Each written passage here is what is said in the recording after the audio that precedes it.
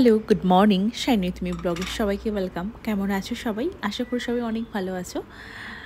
এসছি আমি কিচেনে। আজকে দিনটা ছিল রবিবার। আজকে রান্নাঘরে রান্নার খুব তোড়জোড়। আসলে শুধু আমার না, আমার বন্ধুর বাড়িতে এবং ওই দাদাদের বাড়িতেও আজ আমাদের সব মেয়েদের মধ্যে রান্নার কম্পিটিশন। রান্নার জন্য ব্রোকলি আলু কেটে নিয়েছি ভাজবো বলে, আর ওদিকে বানাতে চলেছি চিংড়ির মালাইকারি। বাঙালির এক আলাদা ধরনের রেসিপি। আমি আগেও মালাইকারি বানিয়েছি, তবে এই প্রথমবার টুথপিকের ব্যবহার করেছি। তার কারণ মাছের মাথাগুলো একটু নড়বড়ে, আর সেজন্য টুথপিকটা দিলে মাথাটা আস্ত থাকবে। চলো, এরপরে মাছের মধ্যে ভালো করে নুন আর একটু হলুদ মেখে নিলাম, আর ওদিকে ব্রোকলিটাও ভাজতে দিয়ে দিলাম।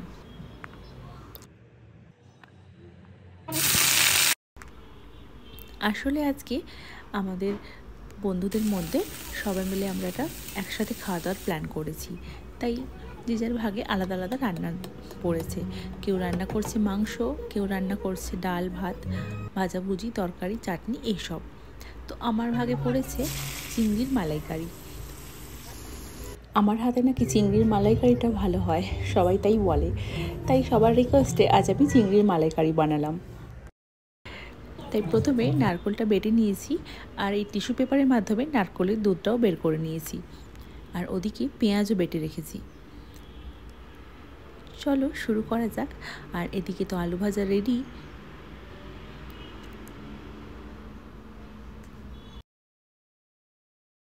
প্রথমে কড়াই সর্ষের তেলের মধ্যে দিলাম দারচিনি, শুকনো লঙ্কা আর বেটে রাখা পেঁয়াজ। খুব ভালো করে মশলাটা ভাজা ভাজা হয়ে গেলে দিয়ে দিলাম আদা রসুনের পেস্ট, তারপর লঙ্কার গুঁড়ো আর হলুদ গুঁড়ো। এছাড়া কিন্তু আর কোনো মশলাই দিলাম না। এরপরে দিয়ে দিলাম চিংড়ি মাছগুলো।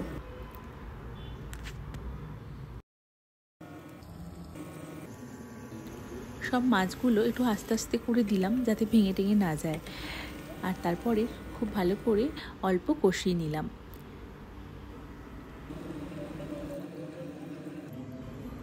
আমার কিন্তু রান্না করতে বেশ ভালো লাগে, আর তারপরে মাঝে মাঝে যদি এরকম একটু ভালো মন্দ রান্না করতে পারি আরোই ভালো লাগে কিন্তু।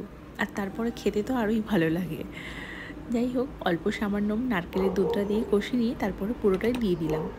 যেহেতু নারকেলের মধ্যে জল দিয়েছিলাম, তাই আমি আর আলাদা করে জল দিলাম না। ঠিক এরকম টাইপের দেখতে হয়েছে চিংড়ির মালাইকারিটা, আর অসাধারণ একটা গন্ধ বেরিয়েছে, ভীষণ সুন্দর। তবে এই রান্নায় কী কী মশলা ব্যবহার করতে হবে এটা আমি শিখেছি আমার বড়দির কাছ থেকে। চলো, সব রান্না এক জায়গায়, ডাল ভাত, ভাজাভুজি, চিংড়ির মালাইকারি, চাটনি, চিকেন কষা, স্যালাড। আর এক বন্ধু নিয়ে এসেছিল কাবাব, তাও আমরা অল্প একটু আধটু খেলাম। চারিদিকে এত বিয়েবাড়ির গল্প শুনছি আর মোবাইল খুললে এত বিয়েবাড়ির খাবার দাবার, তাই ভাবলাম একটা ছুটির দিন দেখে আমরাও বিয়েবাড়ির মতো করে রান্না করে খেয়ে নিই। বেশ ভালোই ছিল ওভারঅল, সমস্ত খাবার দাবারগুলো খুব এনজয় করেছি। কেমন লাগলো পুরো ব্যাপারটা জানিও প্লিজ। ভালো লাগলে লাইক করো। সবাই সুস্থ থেকো, ভালো থেকো। দেখা হচ্ছে নতুন ভিডিও। Bye bye.